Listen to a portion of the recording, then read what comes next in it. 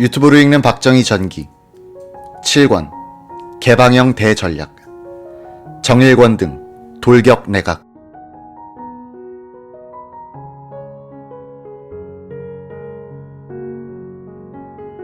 임시국회 회기가 끝난 뒤인 1964년 4월 25일 서울지검은 자민당 김준현 의원을 명예훼손, 무고등 혐의로 구속, 서울교도소에 수감했다. 이날 박 대통령은 친김종필계인 김용태 공화당 원내 총무를 김성진 의원으로 교체했다. 김종필 의장은 김용태의 유임을 대통령에게 건의하다가 교체가 불가피해지자 648기 동기인 김동환 의원을 후임 총무로 추천했으나 받아들여지지 않았다. 이날 오전 공화당 소속 장경순 국회 부의장은 군 후배인 김종필 의장을 찾아갔다. 그는 이 난국을 수습하려면 당신이 공직에서 물러나는 수밖에 없다고 말했다. 그리고 오후에는 박 대통령을 찾아가 같은 건의를 했다.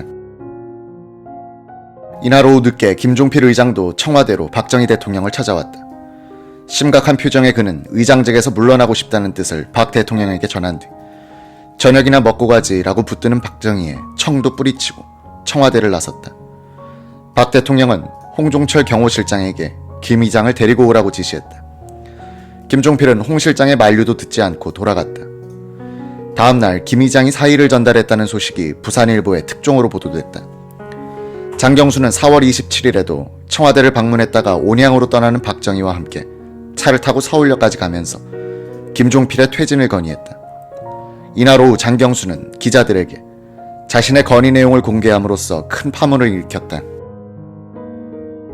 박정희 대통령은 이날 아산에서 있었던 충무공 탄신 기념식에 참석했다가 서울로 돌아오는 길에 온양 관광호텔에서 기자들과 약 20분간 약식 기자회견을 가졌다. 그는 김종필 당 의장을 교체할 생각이 없다면서 한간에 떠돌고 있는 자신의 공화당 총재직 사퇴설도 부인했다. 다음날 박 대통령은 공화당 원내 간부들과 장경순 부의장을 청와대로 불러 회의를 열고 직접 내분 수습에 임했다. 박정희는 공화당 내분으로 골치를 앓고 있을 때 최두선 총리를 위시한 내각의 소신 없는 행정력에 불만을 터뜨리고 있었다. 4월 13일 내각에 내린 지시에서 소신을 갖고 분발하라고 촉구했던 그는 27일에도 같은 지시를 내렸다. 이 지시를 계기로 개각이 임박했다는 소문이 돌기 시작했다. 5월 1일 박 대통령은 김종필 의장, 이효상 국회의장, 장경순 국회 부의장을 청와대로 불러 2시간 반 동안 머리를 맞대고 의논했다. 이 자리에서 박 대통령은 장경순으로부터 김종필 의장 사퇴 요구를 철회한다는 다짐을 받아냈다. 박 대통령은 5월 3일 환율 제도를 근본적으로 개혁하는 조치를 취했다. 130대 1이던 원달러 환율을 255원대 1달러로 올리면서 고정 환율제를 폐지하고 단일 변동 환율제를 채택, 환율이 매일 국내 외환 시장에서 결정되도록 한 것이다. 이로써 수출 드라이브 정책은 가속도를 받게 됐다. 다음날 상공부는 1964년도의 수출 목표액을 1억 5천만 달러에서 1억 2천만 달러로 늘리기로 했다고 발표했다. 5월 7일 박 대통령은 울산 정유공장 준공식에 참석했다. 은빛을 뿜어내는 수많은 저유 탱크와 라디오 회로처럼 복잡하게 얽힌 파이프로 꽉 찬 울산 정유공장 준공식은 화창한 봄 날씨 속에서 이뤄졌다. 박정희는 인파가 너무 많은 것에 놀라 이성호 유공사장에게 왜 사람들을 동원했느냐고 핀잔을 줬다. 약 2만 명의 주민들이 자발적으로 아침부터 몰려와 논두렁을 하얗게 뒤덮고 있었다. 박정희는 치사를 통해서 자신의 개발 전략을 변호했다. 공업화의 과정에서 필연적으로 요청되는 이 벅찬 시련과 희생의 대가로 우리는 기간 산업의 토대를 구축할 수 있게 됐습니다. 경제개발 5개년 계획을 낭비와 실패로만 규정하려는 일부 왜곡된 견해가 있으나 오늘의 경제적 현실은 발전 과정의 불가피한 진통이며 전진을 위한 전환기적 실현입니다. 한 달 전 부산 감천화력발전소 1호기의 준공으로 제한송전이 철폐된 이후 또다시 정유공장의 준공을 보게 됨으로써 박 정권은 공업화의 에너지원을 착실히 만들어가고 있었던 것이다. 이 무렵 어느 날 밤 박정희 대통령은 정일권 외무장관을 청와대로 불러 유경수가 내놓은 생선찌개를 놓고 소주로 대작했다. 정 장관이 술 이야기를 꺼냈다. 이제는 술을 바꿔보시죠. 아직 이릅니다. 일본에서 받아낼 돈은 다 받아내고 우리 농촌의 보릿고개를 없애버리게 되면 그때 가서 기분 좋게 샴페인을 터뜨려 봅시다. 소주잔이 여러 번 오간 뒤 박 대통령이 무겁게 입을 뗐다고 한다.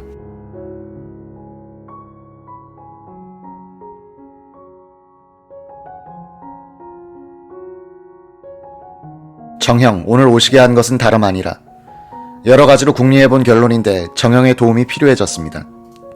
말씀하시죠. 제가 할 수 있는 일이라면 기꺼이 도와드리겠습니다. 정형, 국무총리를 맡아주셔야겠습니다.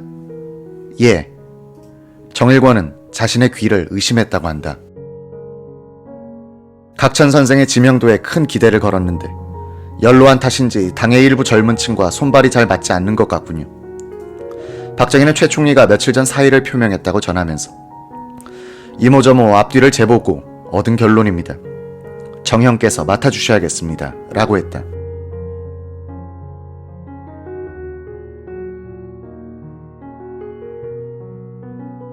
정일관은 박정희로부터 총리직을 제의받자 이렇게 말했다. 영광입니다. 그러나 저 역시 최 총리와 마찬가지로 공화당하고는 남 아니겠습니까? 혁명에 참여한 것도 아니고 민정 이양 과정에서도 힘쓴 일 하나 없습니다. 그리고 저는 군인으로 알려져 있는데 제가 내각을 맡게 되면 또 군 출신까지 야합한다는 오해를 살 것 같습니다. 그 점 곰곰이 생각해 봤습니다.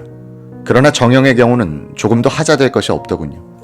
당과의 문제는 차차 입당하시면 되는 것이고 민정 이양에 앞서 케네디를 설득하여 군사정권을 지키게 한 공로자가 누굽니까? 6.25 때의 1등 공신은 또 누굽니까? 5.16에 참여하지 않았다고 해서 하자가 될 것은 조금도 없습니다. 과찬의 말씀입니다.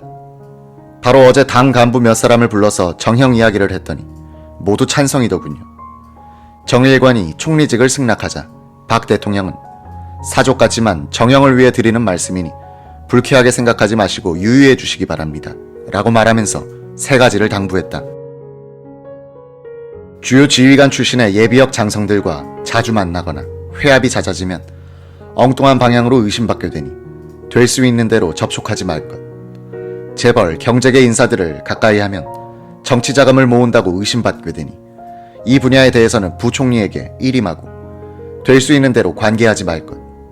정형이 함경도 출신이라 이북 사람들이 여러 경로로 접근해 올 것인데 자주 만나게 되면 이북 출신들을 규합하여 새를 몰게 된다는 오해를 받기 쉬우니 신중을 기해주기 바람. 정일관은 이런 말을 듣고 불쾌해졌으나 이 충고를 고맙게 받아들이기로 했다고 한다. 박 대통령은 이런 말을 보탰다. 두고 보시면 내가 왜 이 같은 말을 했는지 차차 아시게 될 겁니다. 정계의 생리는 비정합니다. 군사정권 이래 세월은 길지 않았으나 숱한 동지들이 서로 물고 뜯는 것을 수없이 보아왔기 때문에 정형이 앞으로 중상모략을 당할 것은 너무나 뻔합니다. 내 귀에 그 중상이 들어왔을 때 한두 번은 귀로 흘릴 수 있으나 3번, 4번 반복되면 나 자신의 판단이 흐려질 수도 있지 않겠습니까? 해서 중상의 소지를 미리 막기 위해 이것만은 지켜주십사 하는 뜻에서 말씀드린 겁니다. 박정희는 정일관과 함께 개각 인사를 논의했다. 정일관은 자신의 의견을 내지 않았다. 박 대통령은 경제기획원 장관 겸 부총리, 장기영 한국일보 사주, 농림부 장관의 차균희, 상공부 장관의 박충훈을 밀었다. 정일관은 외무장관의 손완일 전 국방장관을 추천하여 직접 찾아가서 교섭을 벌였으나 신병 중이었다. 당분간 총리가 외무장관을 겸직하게 됐다.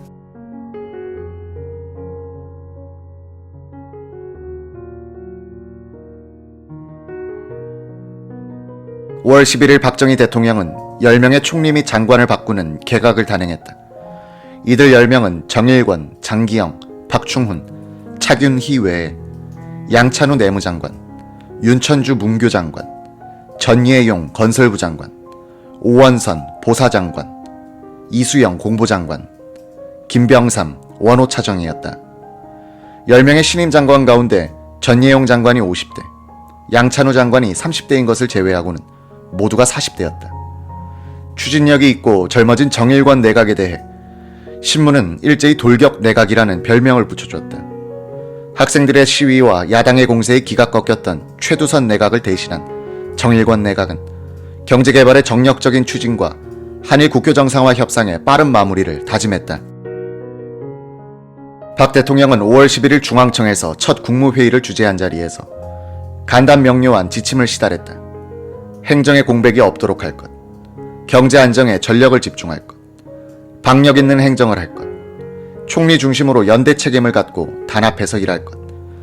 경제부처는 부총리를 중심으로 연대 책임을 지고 일할 것. 일하는 정부가 될 것. 행정의 일관성을 유지할 것. 박 대통령의 이 내각 인사는 성공작이었다. 박정희 대통령은 비로소 소신대로 일하는 능률적인 행정기구를 갖게 된 것이다.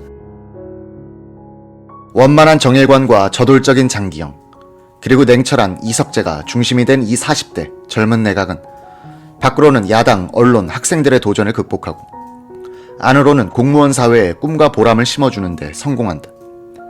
공무원 집단이 국가 주도의 근대화 작업에 견인차로 등장하고 기업인과 국민들이 이에 호응함으로써 개인의 의욕과 국가의 목표가 일치하게 되는 것이다.